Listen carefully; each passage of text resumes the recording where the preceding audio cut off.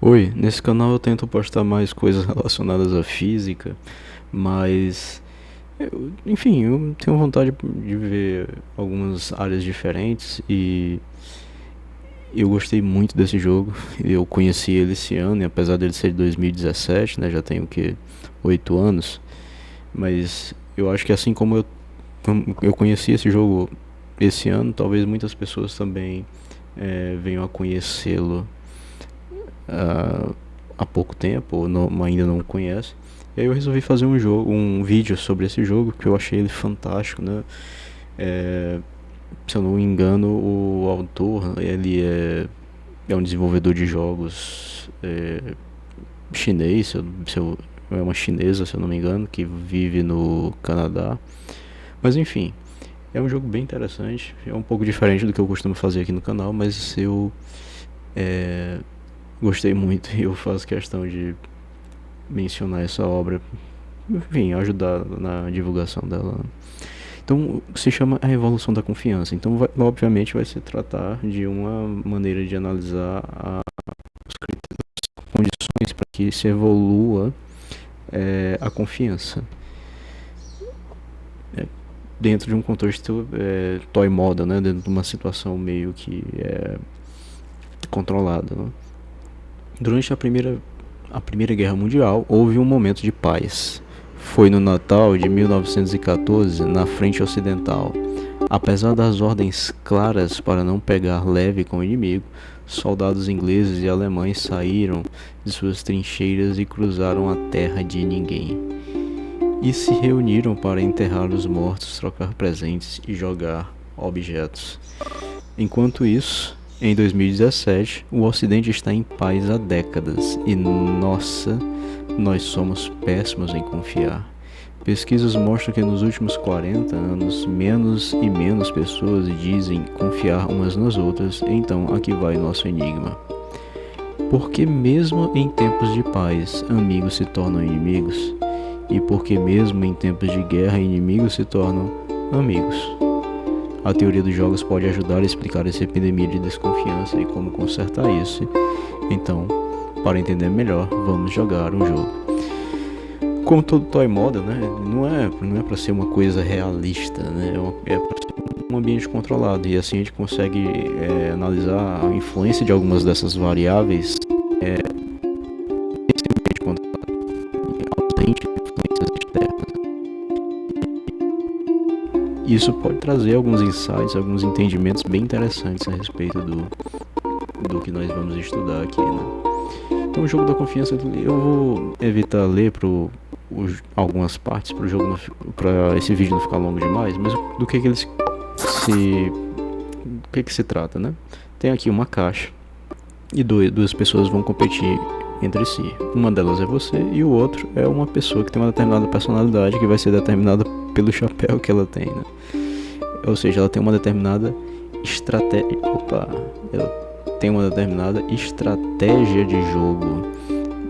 E do que consiste o jogo? Seguinte, você pode escolher entre trapacear e cooperar. Se eu coopero, veja só, eu coloco uma moeda na caixa e aí vai depender do que o meu colega vai fazer. Se ele também resolve cooperar, ele também coloca uma moeda na caixa. Então eu perdi uma, ele perdeu uma. Mas, como nós dois cooperamos, nós dois vamos receber 3 de volta. Então, ao cooperar, nós saímos ganhando. Eu ganho 2, ele ganha 2. Agora, se eu coopero e ele trapaceia, ele não vai botar a moeda dele lá na caixa. E aí o que acontece? Só ele vai receber as 3 moedas e eu perdi a moeda que eu botei. E é isso que está mostrando aqui, ó. Eu vou ficar com o resultado -1 e ele vai ficar com o resultado +3, porque ele não gastou nenhuma e recebeu 3. Né? Se nenhum dos dois coopera, ninguém bota a moeda, ninguém recebe nada, fica no 0-0, como está mostrando aqui. Se, por outro lado, os dois cooperam, essa situação que eu mostrei antes, né? 2 mais 2. E se eu trapaceio e ele coopera, eu ganho 3, ele perde 1. Né? Ou seja, a trapaça, quando ela é seguida do meu adversário cooperando, ela é benéfica para mim. Se os dois trapaceios, ninguém sai ganhando. E se os dois cooperam, os dois saem ganhando. a melhor situação individual é o da trapaça, né? Porque eu ganho mais. Mas vamos ver como é que isso evolui. Vamos ver isso durante a dinâmica, né? Então assim, ele vai jogar várias personalidades, várias pessoas com estratégias diferentes. E aí a gente vai ver como fazer com que eu ganhe o máximo possível. Eu vou escolher nesse primeiro momento cooperar. Eu já joguei esse jogo algumas vezes, eu já conheço a personalidade desse indivíduo por causa do chapeuzinho dele, então... mas mesmo assim eu vou fazer o possível pra fingir que eu não conheço o jogo, né? Então você viu o que aconteceu, nós dois cooperamos, nós dois ganhamos. Se eu cooperar de novo, nós dois vamos colocar a moeda e vamos ganhar de novo. Só que olha só, eu ganho 2 por rodada. Eu posso estar ganhando 3 se eu trapacear. Então vamos trapacear pra ver o que acontece, né? Eu resolvi trapacear e ganhei 3 moedas. O meu adversário perdeu uma. Não necessariamente adversário, né? Porque não necessariamente nós estamos competindo, mas enfim. Então, o que você acha que vai acontecer em seguida? Será que ele vai ficar... ele vai reagir a essa minha trapaça? Será que ele vai ficar enciumado? Ou enciumado não, ele vai ficar rancoroso, né? Vamos testar, vamos trapacear mais uma vez. Olha só, eu trapaceei e ele ficou desconfiado. Ele não confia mais em mim. E dessa forma ninguém ganhou nada. Se eu tivesse cooperado desde o começo, todas as vezes eu estaria com 8 agora. Então já não valeu tanto a pena ter trapaceado, né? Vamos cooperar dessa vez. Dessa vez quem trapaceou foi ele, né? E eu perdi uma moeda. Se eu tivesse cooperado desde o começo eu estaria com 10 e agora eu terminei com 6, né? Mudou aqui o personagem, ele vai ter uma outra personalidade, né? Vamos começar cooperando. Ele trapaceou e eu perdi uma moeda. Então eu vou revidar trapaceando também. Só que ele trapaceou também. Ele não tá nem aí se eu cooperei, se eu trapaceei. Ele vai ficar trapaceando o tempo todo. Mesmo que eu resolva cooperar, isso não muda nada, né? Essa aqui do chapeuzinho rosa, só pelo chapéu você já consegue deduzir mais ou menos a personalidade dela, a estratégia que ela vai ter nesse jogo, né? Se eu coopero, ela coopera, todo mundo sai ganhando. Se eu trapaceio, ela coopera e perdeu. Será que ela vai revidar? O que você acha? Trapaceando de novo, ela perdeu mais uma, né? Então contra ela vale a pena trapacear porque a bichinha sempre coopera, né? E esse aqui, qual será a personalidade dele, né? Vamos começar cooperando. Todo mundo saiu ganhando, né? Cooperando de novo. Aliás, vamos trapacear pra ver se eu ganho os 3 pontos. Ganhei os 3 pontos. E agora? Ele vai revidar? Se ele revidar, eu vou perder um ponto, né? Então vamos trapacear, porque talvez se ele cooperar... Olha, não aconteceu nada. Vamos cooperar então. Ele vai revidar e vai ficar revidando mais um personagem, né? Qual será a atitude dele agora? Ele cooperou. Eu vou trapacear. Opa, ele agiu aqui de uma forma diferente, né? Cooperou no começo, depois trapaceou. Vamos trapacear de novo. Peguei ele. Agora eu vou cooperar. E tem dado certo até aqui, né? Vamos cooperar de novo. Trapaceando. Conseguiu pegar a personalidade dele? É um pouquinho mais complexa que as dos demais, né? Então tá aqui o resultado, né? Eu fiz 29 pontos de um total que pode variar aqui entre 7 e 49, né? Bom, quais são as personalidades? Primeiro é o copiador. Eu começo cooperando e então só copio o que você fez na última vez. Ou seja, se eu trapaceei, na rodada seguinte ele vai trapacear. Se eu cooperei, na rodada seguinte ele vai cooperar, né? O rancoroso, eu vou começar cooperando e continuar cooperando, mas se me passar a perna uma vez, eu vou te trapacear de volta até o fim. Ou seja, ele coopera, mas se você trapacear ele uma vez, ele vai agir igual o trapaceiro, né? O trapaceiro, como já tá dito aqui, ele vai ficar trapaceando sempre. A do chapéu rosa é a cooperadora. Ela sempre coopera, independentemente da personalidade do adversário, né? Da estratégia do adversário. E o detetive é o mais complexo aqui. Primeiro eu analiso você. Eu começo cooperando, trapaceando, né? Aleatoriamente nas primeiras 4 rodadas. E aí depois, se você trapacear de volta, eu vou agir como copiador. Ele vai repetir o seu último movimento. Se você nunca me trapacear, eu vou agir como o trapaceiro. E vai ficar sempre trapaceando, né? Para me dar bem. E enfim, né? Essas são as 5 personalidades. Beleza, né? Vimos aí como é que elas se relacionam, como é que elas... quais as estratégias delas, né? Então agora vamos colocar eles no campeonato.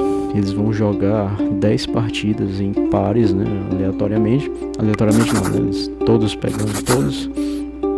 E vamos ver quem é que ganha esse campeonato. São 10 partidas e 10 rodadas por partida. Eu, como já conheço a resposta, eu vou colocar aqui, né? Quem vai vencer é o copiador. Então vamos ver o que acontece, partida por partida, né? Nós tivemos aqui a primeira partida com as 10 rodadas, né? Tá aqui simbolizado nesses retângulos, né? O que aconteceu na primeira rodada? O copiador, ele começa cooperando. O trapaceiro sempre trapaceia, né? Então, ele ganhou o primeiro round com o copiador. Depois disso, no segundo round, o copiador, ele não confia mais no trapaceiro, porque ele vai repetir a atitude do trapaceiro na última rodada. E como o trapaceiro sempre trapaceia, vai ficar no 0-0 o tempo todo. E aí o trapaceiro ganhou do copiador por causa da primeira rodada, né? E assim vai. Vamos vendo aqui com os demais, vai rodando aqui. A cada vez que eu clicar em próxima partida, ele vai mostrando o resultado de uma competição entre dois, mas eu vou lendo só o que está escrito aqui na legenda, né? Talvez você não tenha acreditado na história da trégua de Natal sobre a Primeira Guerra Mundial e suas trincheiras. Deve ser tudo mentira, né? Bom, foi um pouco dramático, mas não foi algo nem único, nem incomum. Antes de eu ler, né? Imagina a situação.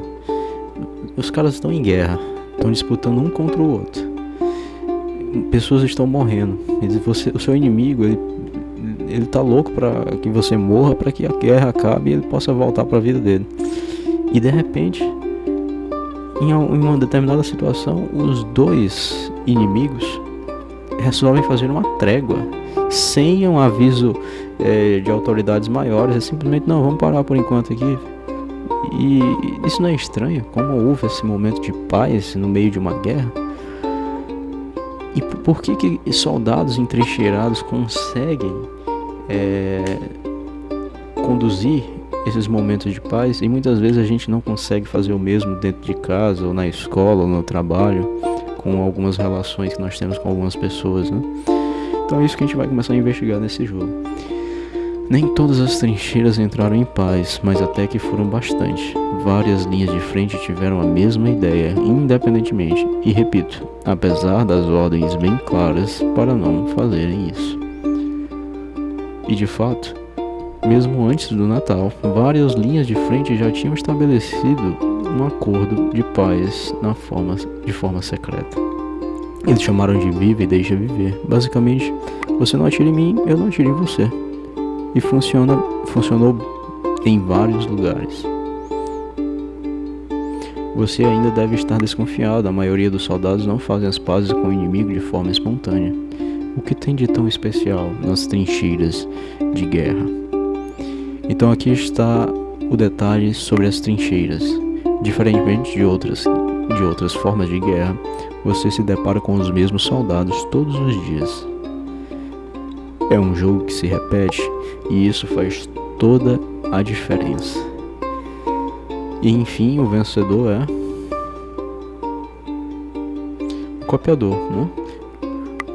Eu já sabia, enfim, o copiador tem vários outros nomes. olho por olho, altruísmo recíproco, dar para receber, ou vive e deixa viver. É por isso que a paz conseguiu surgir nas trincheiras, quando você é forçado a jogar o mesmo jogo com as mesmas pessoas, não só no mesmo inimigo genérico. De novo e de novo, o copiador não só ganha a batalha, assim como ganha a guerra. Mas e se as coisas mudam quando você joga várias rodadas do mesmo jogo e se a gente jogar vários campeonatos, né? Então assim, a primeira característica necessária para a evolução da confiança é o contato frequente. Mas é óbvio que isso não é suficiente, né? Nós sabemos que tem pessoas que nós encontramos frequentemente e a gente não confia, né? No trabalho, em situações específicas quaisquer. Então vamos ver se a gente consegue entender quais são esses outros critérios, além do contato frequente. Para rodar o campeonato, nós vamos fazer o seguinte, nós vamos simular uma evolução cultural.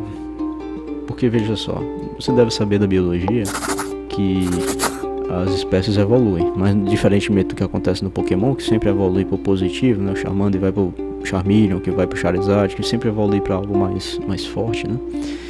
No mundo real, a biologia, essas evoluções acontecem de forma aleatória. Pode ser positivo, pode ser negativo. E sobrevivem os mais adaptados, né? Tá.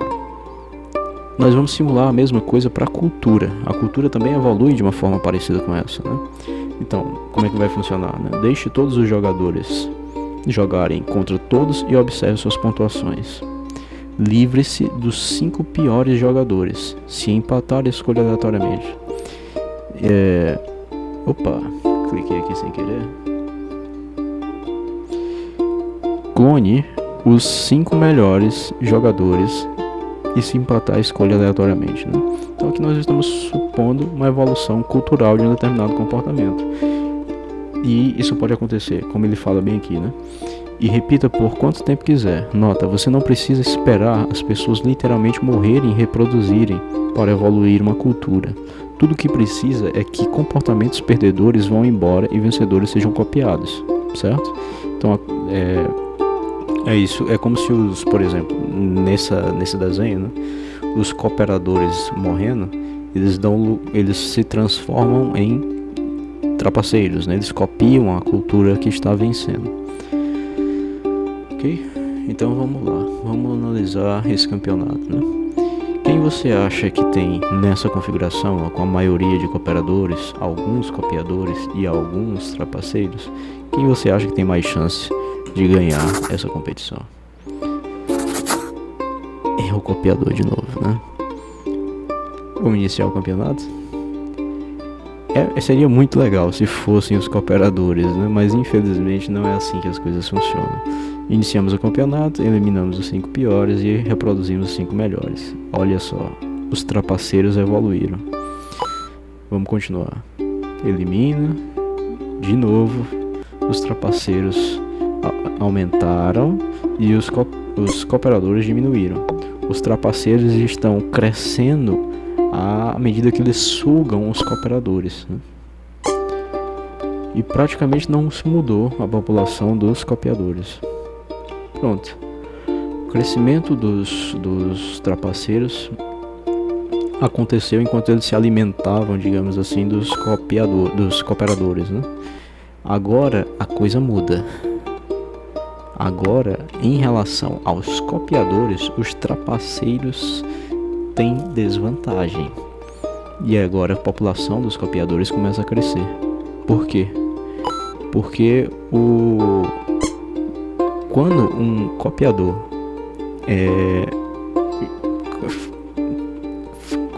luta, né, digamos assim, ele compete contra um trapaceiro, ele sai em desvantagem, como a gente viu naquele primeiro campeonato, né? Porém, quando ele quando ele compete contra outro igual a ele, contra outro copiador, eles vão cooperar o tempo todo, e assim eles adquirem uma pontuação maior. Ele perde pro trapaceiro, mas ganha em relação a si mesmo, e aí a população dele cresce por ter maior pontuação. E assim ele vai sugando a população dos trapaceiros e chegamos à conclusão de que eles são os vencedores, né? Então, no longo prazo você está certo, os copiadores vencem. Trapaceiros podem ter ganho no começo, mas sua exploração excessiva causou sua queda. Isso me lembra a seguinte frase, né? Somos castigados pelos nossos pecados e não por causa deles. Muitos dos nossos pecados não são a causa direta dos males que nos afligem, mas eles são É estranha essa frase, eu não sei exatamente o que o autor queria dizer, né? Somos castigados pelos nossos pecados. Os males que nos afligem são o motivo de nós sermos castigados, mas não a causa. É bem curiosa essa frase, né? Bom, agora vamos colocar as outras personalidades e ver o que acontece, né? Olha só, mesmo com as outras, o copiador tem uma vantagem notória, né? A população dele é sempre maior. Nota, às vezes alguns rancorosos podem permanecer, porque quando todos, menos os rancorosos, nem sobreviver aos rancorosos, né? E copiadores são eliminados, esses dois empatam, né? Então parece que a matemática da teoria dos jogos está nos dizendo alguma coisa, que a filosofia dos copiadores faça ao próximo o que deseja que faça com você. Talvez não seja uma verdade moral, mas também uma verdade matemática. Faça ao próximo o que deseja que façam com você. É exatamente isso que o copiador faz, né? Ele copia. Se você for trapaceiro com ele, vai ser trapaceiro com você. Se você for cooperar com ele, vai cooperar com você. Mas isso é bem diferente do que a gente espera, né? Nós estamos imersos numa filosofia cristã na sociedade, né? E nos é ensinado que a gente deve dar a cara a tapa, né? Se me baterem em uma face, você tem que mostrar a outra, pelo menos na interpretação literal dessa frase, né? Então por que o copiador vence? Porque no fundo o copiador, ele tem uma personalidade vingativa. Ele vai fazer com você o que você fez com ele. E a gente aprende desde pequeno que a vingança não é plena, né? Como diria o seu Madruga. Então, o que está errado? Óbvio que aqui a gente está levando em consideração somente a interação entre indivíduos, né? Não tem os fatores externos que estão relacionados com a consequência dessas interações, entre as consequências desses atos, quando eles voltam para o próprio indivíduo. Mas mesmo assim, é estranho, né? É um pouco desagradável ver que quem ganha nesses campeonatos é o copiador. Mas vamos continuar vendo para ver o que acontece, né? Entretanto, tem um problema. Olhe em volta, o mundo é cheio de babacas. Se a estratégia do copiador é a mais poderosa nesse jogo, que até os soldados das trincheiras da Primeira Guerra Mundial criaram algo preciso chamado Vive e Deixe Viver, por que então existem tantas pessoas desconfiadas e não confiáveis? O que está causando essa epidemia de desconfiança? Até agora só falamos de alterações nos jogadores. Que tal nós fazermos alterações no jogo? O que poderia nos levar a uma evolução da desconfiança? Antes de tudo se exploda, vamos começar por algo legal. Aqui está um mundo cheio de cooperadores, exceto por um trapaceiro e um copiador. Inicie o botão. Sim, aqui se eu clico em iniciar, ele vai rodar automático. Se eu for clicando em próximo, ele vai fazendo um por vez, ó. E vai nisso, vamos botar logo no automático, né? Veja só, um mundo cheio de cooperadores, poucos copiadores e poucos trapaceiros, no final resulta numa população de vingadores, né? De copiadores, no caso, né? O que é de certa forma triste. Eu esperava que a sociedade perfeita seria de cooperadores, né? Pelo menos é o que a visão romântica da coisa nos leva a crer, né? Por bem, então o que ele sugere aqui, ó? Como você já sabe, o copiador ganha a longo prazo pelas nossas regras, mas isso pelas nossas regras atuais, que dizem que que dizem que os jogam entre si, tem uns erros de tradução aqui, né? O original tá em inglês. Entre si por 10 rodadas por partida. Será que o copiador ganha 7 rodadas? Com 5 rodadas, 3 rodadas, 2 rodadas? Vamos ver. Vamos botar aqui 7, como ele sugeriu. Vamos ver o resultado. Altere o número de rodadas utilizando, inicie a competição e veja o que acontece, né? Com 7 não mudou nada. Com 5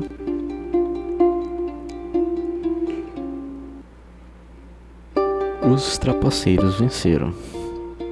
E com 3, vamos botar aqui 3.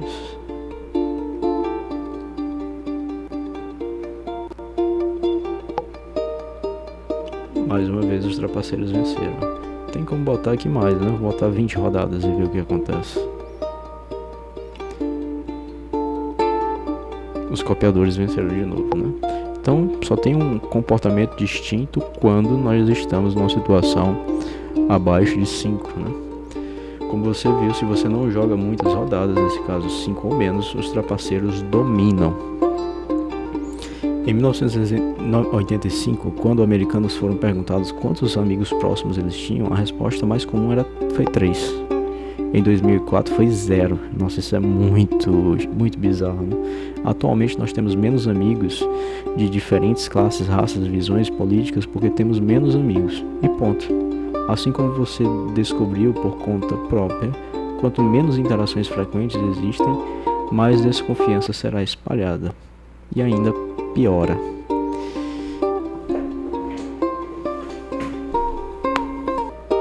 Tem outra forma de eliminar a desconfiança. Aqui estão as recompensas para o jogo da confiança, né? Com recompensas normais, os copiadores vencem. Mas agora altere as recompensas de cooperação, né? De 2 para 1 e clique em iniciar. Mesmo que 1 ainda seja mais que o punimento quando os 2 trapaceiam, que é 0, o que acontece, né? Então vamos lá. Eu modifiquei aqui o benefício da cooperação, que antes era 2 para 1.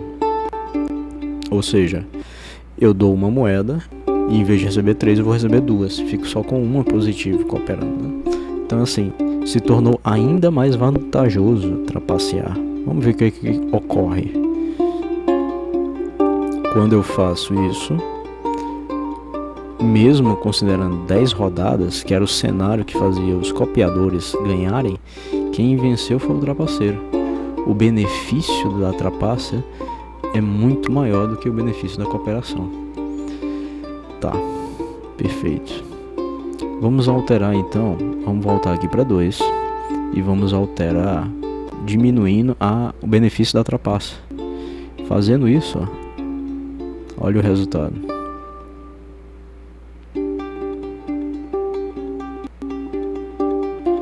Nós temos até o presente momento uma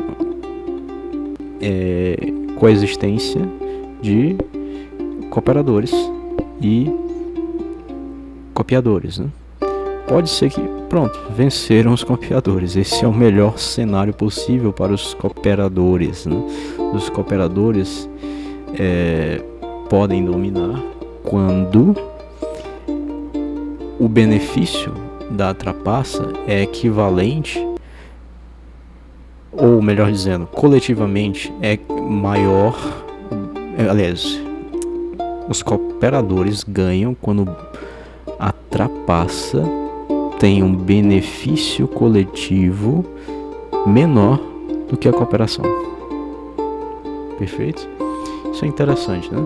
Vamos voltar então para a configuração original e vamos aqui diminuir a pontuação por mútua trapaça, né? Quando os dois não cooperam, o que vai acontecer agora? O trapaceiro, isso é bem estranho, né? Porque caminhou para uma situação negativa, né? Menos 240 para todos. Vamos colocar agora positivo.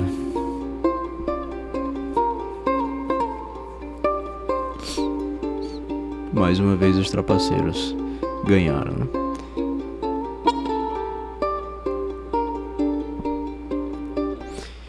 O mesmo acontece com uma recompensa ganha-ganha menor. Trapaceiros dominam. A teoria dos jogos tem duas ideias poderosas sobre isso. O jogo soma zero. Esta é a triste crença comum de que para um ganhar, outro deve perder e vice-versa. E o jogo soma não zero. Este é quando a pessoa não se que as pessoas se esforçam para criar uma solução ganha-ganha. Em vez de chamar ganha-ganha, eu prefiro entender essa expressão dele ganha-ganha como gratidão, sabe? Ou, pelo menos, evitar um perde-perde. Sem um jogo soma não zero, a confiança. Sem um jogo soma não zero, a confiança não pode evoluir. Ou seja, sem gratidão, a confiança não pode evoluir. Falando nisso, vamos dar uma olhada na terceira e última barreira da confiança. A primeira é o contato frequente, como a gente viu. A segunda a gente está vendo agora, que é a gratidão. E agora vamos falar sobre a presença de erros, né? Podem simular superficialmente a influência de agentes externos, né? Imagine o seguinte: por mais legal que o copiador seja, ele tem uma grande fraqueza fatal que eu ainda não mencionei. Para entender o problema, vamos dizer que dois copiadores estão jogando um contra o outro. Quando eles cooperam, gastam uma moeda, ganham 3, então ficam 2 positivos, né? Mas e se quando retribuir a gentileza, ele tropeça e esquece de ter um problema e não consegue mandar aquela moeda, né? Erros, falhas de comunicação, falhas de interpretação, acidentes acontecem o tempo todo na vida real. Mas se a outra pessoa não pensar que foi acidente, esse cara aqui não sabe que não foi a intenção dele não cooperar. E ele vai pensar que ele se vingou, ele trapaceou, então ele vai, como ele é vingativo, né? Ele vai querer se vingar trapaceando também, copiando o último movimento do adversário. E olha só o que acontece, né? Eu também sou um vingador. Eu também vivo nessa ideia de que faça comigo, eu faço aquilo que você faz comigo, né? Eu também sou um desses vingadores. E qual é a ideia? Que a partir desse momento eu também irei revidar aquela trapaça que eu imagino que o outro fez comigo. E criamos assim um ciclo de combate mútuo entre dois grupos, né? Por causa de um erro de comunicação, nós somos agora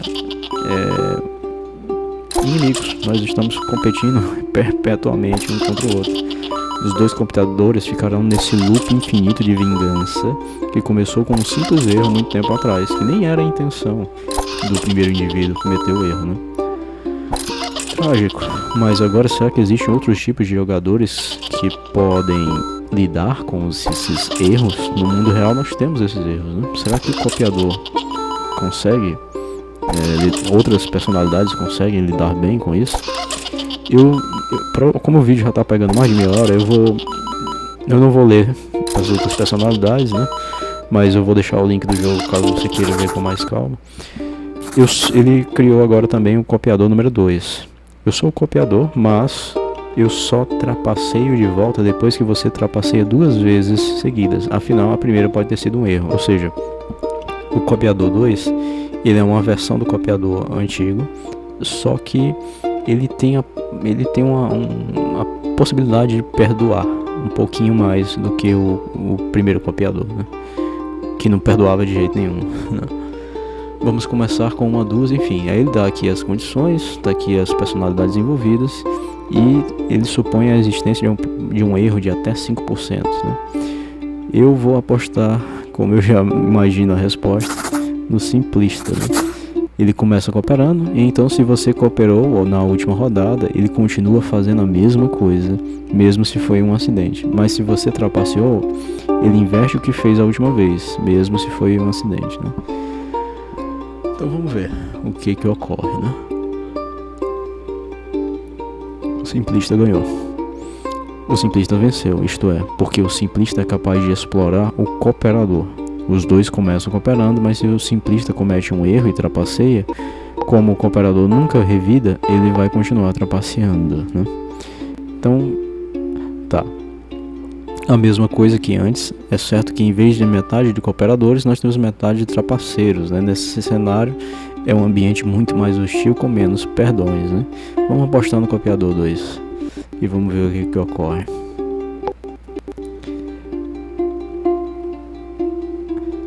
Você mandou bem na escolha, o copiador 2 ganhou dessa vez. O que surpreende é que mesmo com uma população inicial mais malvada, o copiador 2, uma versão mais perdoadora do copiador 1, teve mais sucesso e venceu.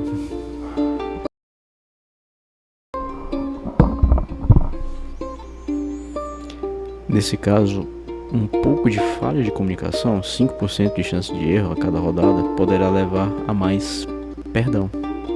Mas será que isso é verdade em todos os níveis? E aí eles vai sugerindo aqui que a gente controle a probabilidade de erros, né?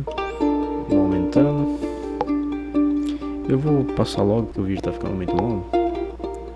Ao 0% o copiador vence, de 1% ao 9% perdoador, copiador 2 vence, de 10 a 49 o injusto sem perdão do trapaceiro vence e 50% ninguém vence, né? Quando ele diz ninguém vence, ou é o aleatório, ou é o personagem aleatório, ou é um personagem aleatório, né? Enfim, é por isso que falha de comunicação é uma barreira tão interessante da confiança. Um pouco pode gerar perdão, mas bastante gera desconfiança generalizada.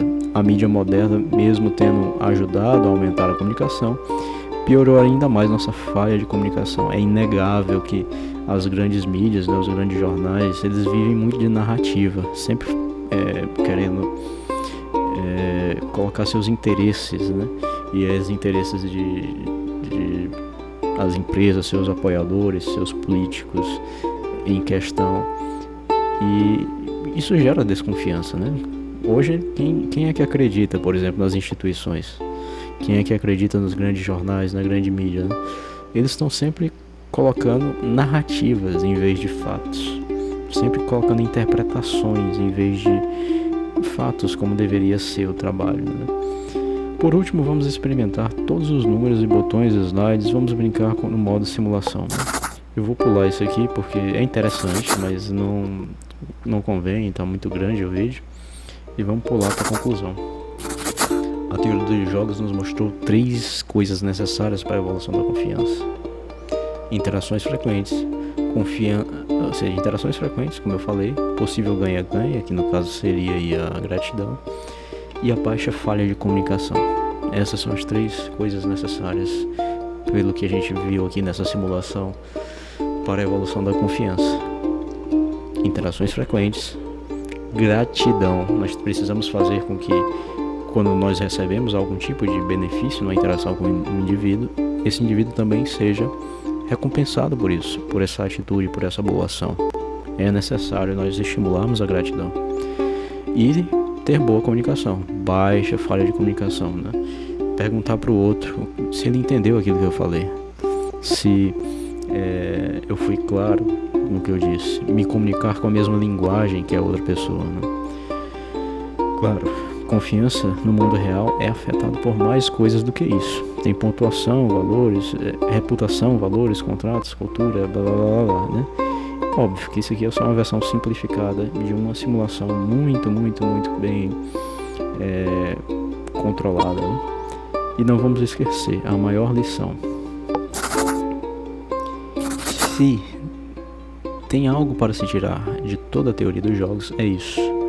O que o jogo define o que os jogadores fazem, como a gente viu nos vários campeonatos que teve.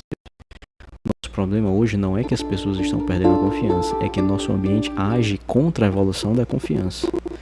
Parece cínico e ingênuo que nós somos simplesmente produtos de nosso meio, mas a teoria do jogo nos lembra que nós somos o ambiente de cada um.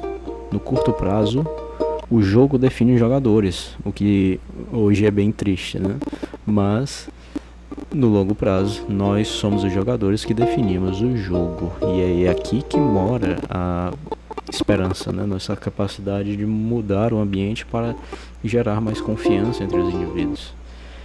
Então faça o que que você puder para criar condições onde a confiança possa evoluir. Construa relacionamentos, encontre ganha-ganha, ou seja, encontre maneiras de demonstrar gratidão, comunique-se claramente. Talvez então poderemos parar de atirar uns nos outros e sair das nossas trincheiras e nos unirmos e aprendermos a viver e a deixar viver. Obrigado pela sua atenção e até o próximo vídeo. Sim, é importante mostrar aqui os créditos, né? Esse é o criador do jogo. Meus parabéns, realmente o jogo é fantástico, né?